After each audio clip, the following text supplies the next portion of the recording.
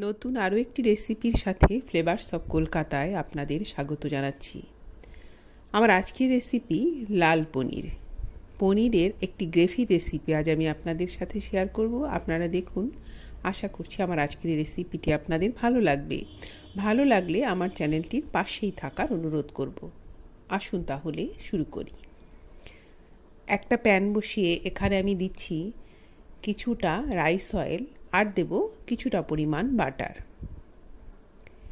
এই বাটার ও তেলের মধ্যে আমি পনির ভেজে নেব।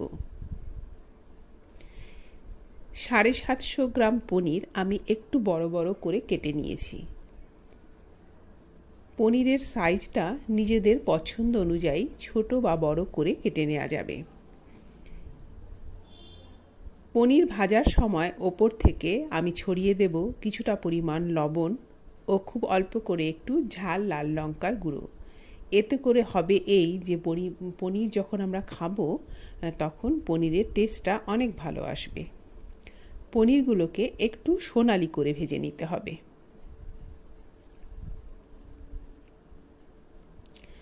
পনিরের এই রেসিপি রুটি পরোটার সাথে তো ভালোই লাগবে, সবথেকে বেশি ভালো লাগবে পোলাও ফ্রায়েড রাইসের সঙ্গে।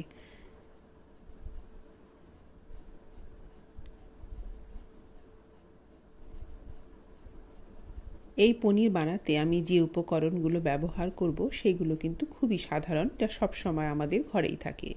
ঘরে থাকা খুব সাধারণ কিছু উপকরণ দিয়ে একটা সুন্দর রেসিপি আমরা নিজেদের বাড়িতে কিভাবে বানিয়ে নিতে পারি, আমার চ্যানেলে সাধারণত সেই ধরনের রেসিপি আমি আপনাদের সাথে শেয়ার করে থাকি। আপনারা দেখুন, আশা করছি আমার রেসিপিগুলো আপনাদের ভালো লাগবে।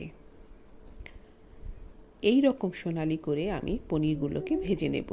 পনির ভাজা হয়ে গিয়েছে, সবগুলো পনির আমি তুলে নেব। একইভাবে বাকি যে পনিরগুলো ছিল সেইগুলোকেও আমি এইরকম সোনালি করে ভেজে নেব।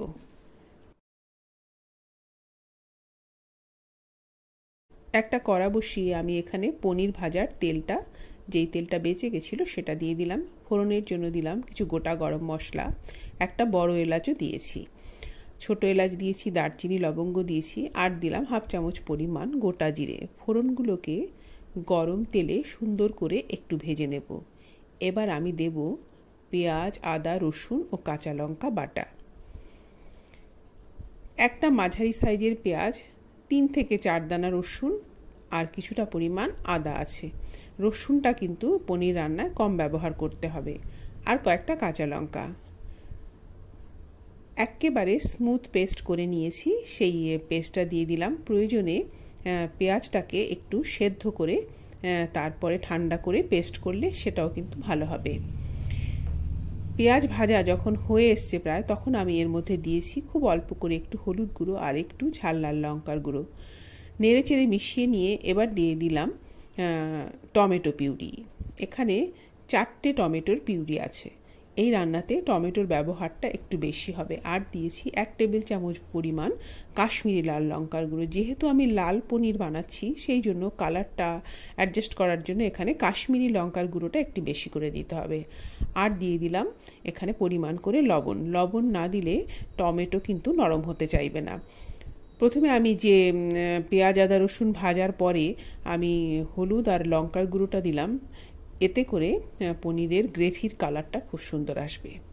টমেটো দেওয়ার কিছুক্ষণ পরে আমি এখানে দিয়ে দিয়েছি বেশ অনেকটা পরিমাণে কাজু বাদাম বাটা। শুধু কাজু বাদামই আছে, আর কিন্তু কিচ্ছু নেই।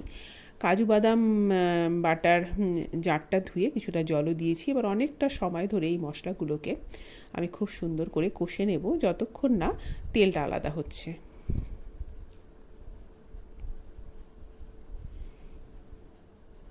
মশলা খুব ভালো করে ভেজে নিয়ে এখানে দিয়ে দিলাম গ্রেভির জন্য গরম জল। আমি কিন্তু কোনো গ্রেভি বানাতে গেলে, সে পনিরের গ্রেভি হোক কি মাছ হোক কি মাংস হোক, আমি কিন্তু সবসময় গরম জল ব্যবহার করি। গরম জল দিলে এই গ্রেভির টেস্টটা অনেক ভালো আসবে। নেড়ে চেড়ে মিশিয়ে নিয়ে ভেজে তুলে রাখা পনিরগুলো দিয়ে দেব। এবার দিয়ে দিলাম ভেজে তুলে রাখা পনিরগুলো। এবার ফ্লেমটাকে সিমে করে দেব, মানে ফুটে উঠলে ফ্লেমটাকে সিমে করে দেব এবং প্রায় 10 মিনিট সময় ধরে আমি এটাকে রান্না করে নেব।